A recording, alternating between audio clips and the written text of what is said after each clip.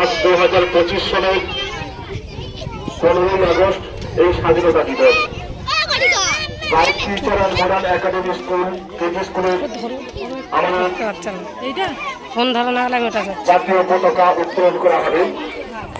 এখন জাতীয় পতাকা উত্তোলন করছেন bright future and modern academy school KG স্কুলের সভাপতি শুভেন্দু রানা মহাশয়।